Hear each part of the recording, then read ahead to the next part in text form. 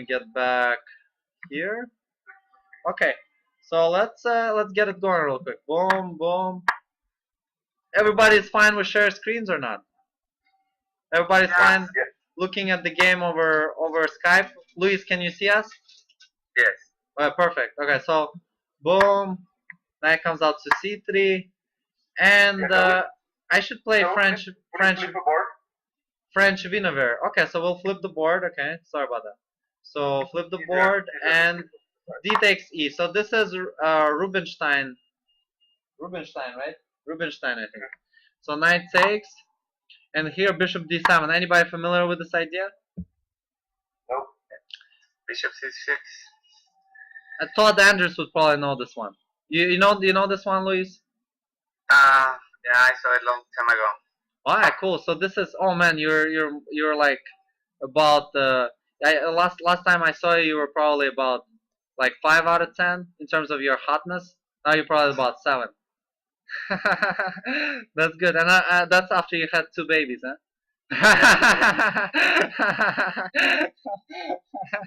So okay, so let's keep on going. So bishop d7. Let's Hu Yifan actually played this pretty skillfully. Something we discussed at the chess camp is this idea here. Okay, so now some cool stuff. Okay, some cool stuff. Just about when it looks like white is about ready to eat you alive. Okay, who would agree this position is dangerous for black? Yeah, looks scary. Huh? Looks scary, right? Hey, what should black do here? Take on e5. Take on e5, d takes e, and now?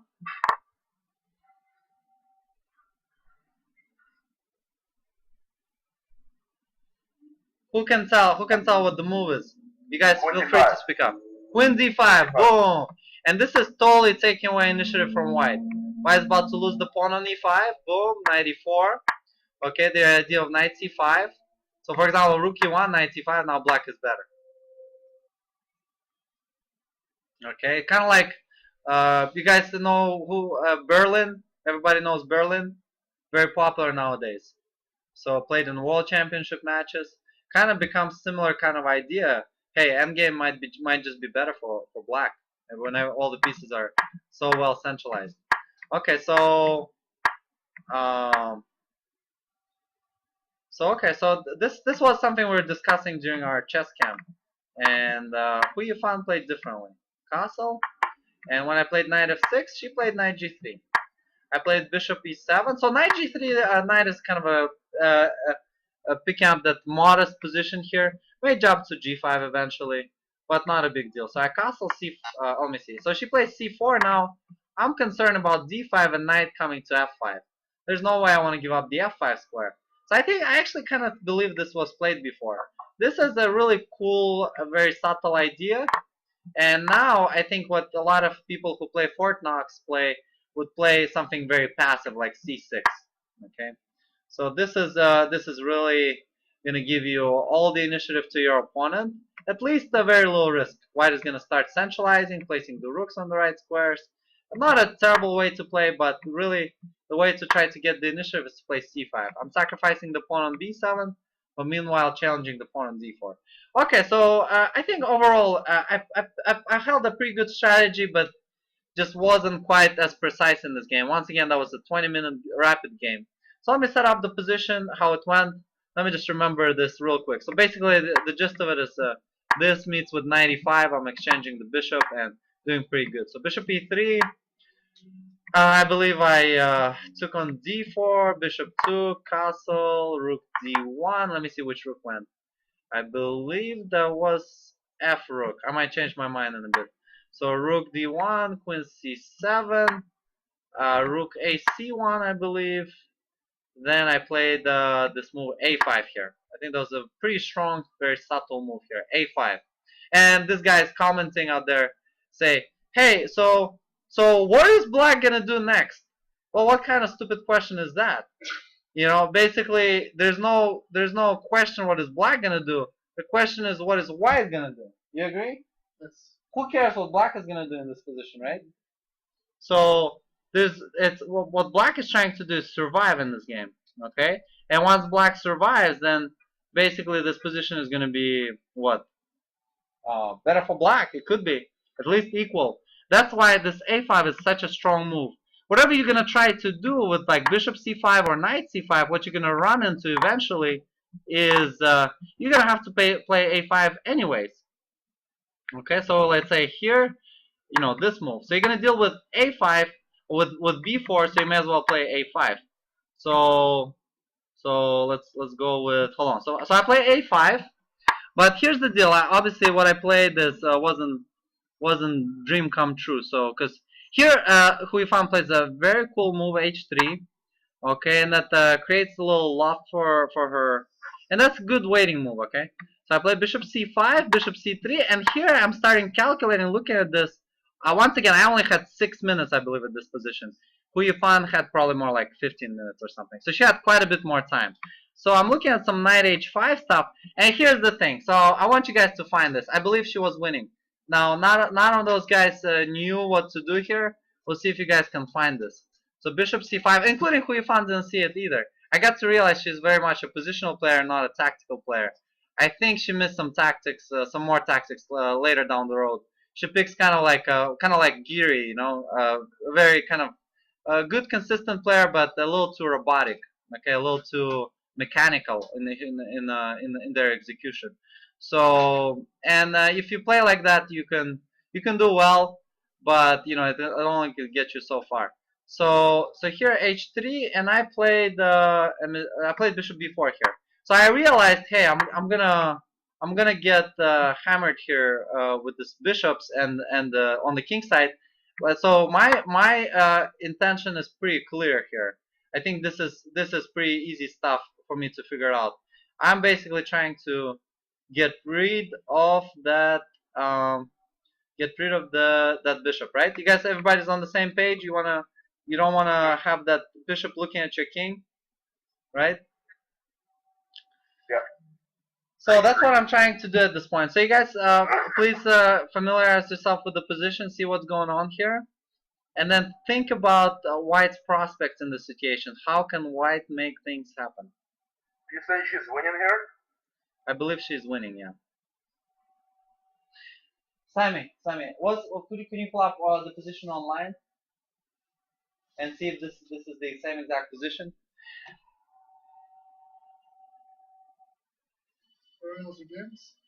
Yeah, this is okay. So all we have is with the bishop on b1. Okay, so I'm gonna get to this in just a moment. It might actually be this position. Okay, it might actually be this position. If it's this exact position, what do you guys play for White? You're welcome to shout it out.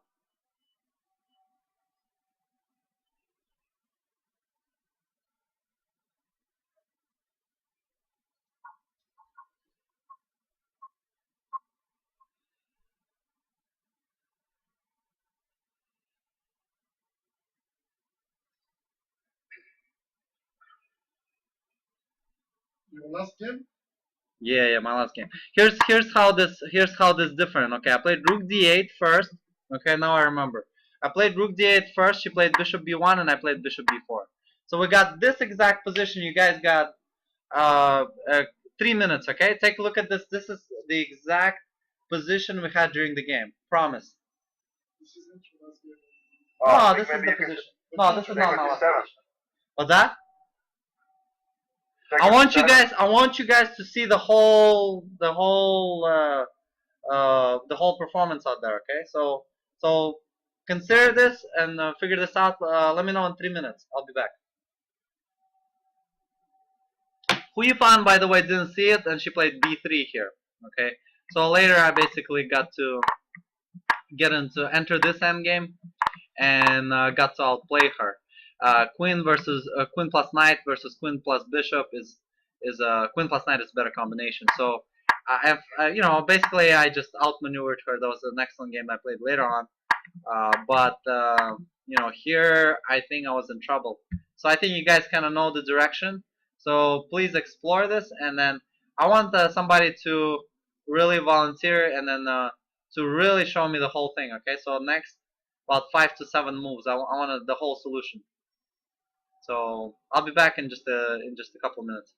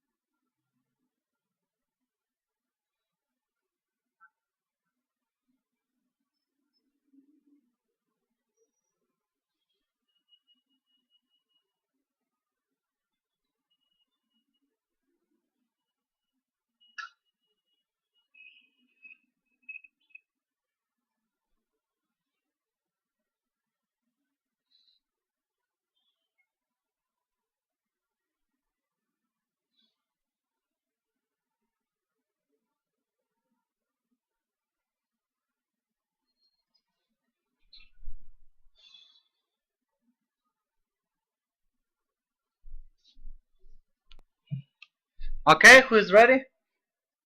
Rook takes d7. Okay, Mike. So let's go with it. So rook takes d7. Okay, so I'm gonna try. What's the first consideration for you? What do you think? So yeah, sorry about that. B3 is not there. So rook d7. It doesn't really matter. So what do you think Black is gonna do here? Knight takes rook. Knight takes rook. That won't get you in trouble on the king side. We're gonna take a look at rook d7 and queen d7 just to make sure. Knight takes d7. Okay, so Mike, you get only one shot at it. Okay, if I manage to defend this position, we'll try one more time and see if somebody can get it for sure. Okay, Mike, go with it. What would you play?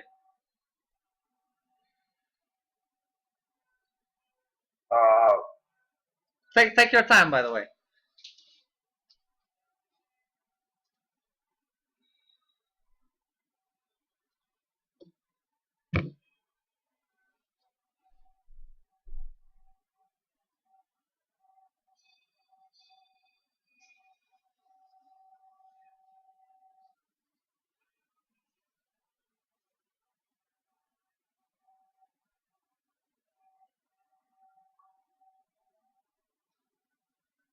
bishop takes g7.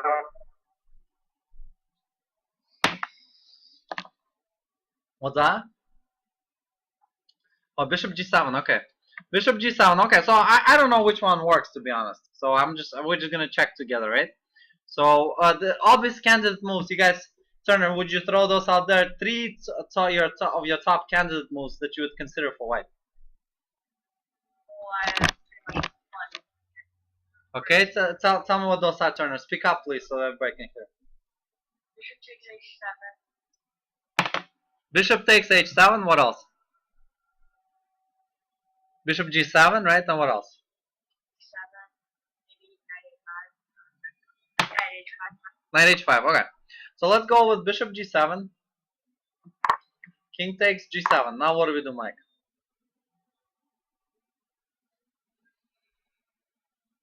It would be nice to have that rook on d1, right? I think that would be another cool sack to go for that knight, bring the knight to h5, and that would be game over.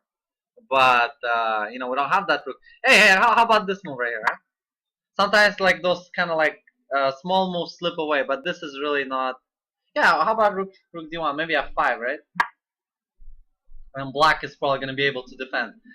You gotta definitely play a little bit faster, right? So what's the next thing we do, Misha? I could play queen g4 check or something. Well, here's the thing. Not something. What would you play? This is not 1 minute chess. This is 5 minute chess. So what would you play for white? h5. Queen h5. Okay, so queen h5, f5. Now what do you do? I think white is done here. The attack is dead now. Yeah, we can't allow it. Check here. Knight h5, rook g8. That's it. There's no f6 check, and now Black is gonna go for the attack. It has to be something that doesn't allow f5. Right? So what does white got to do? So okay, so I think you got the order wrong, Misha. So Olufemi, you want to try and play for white here?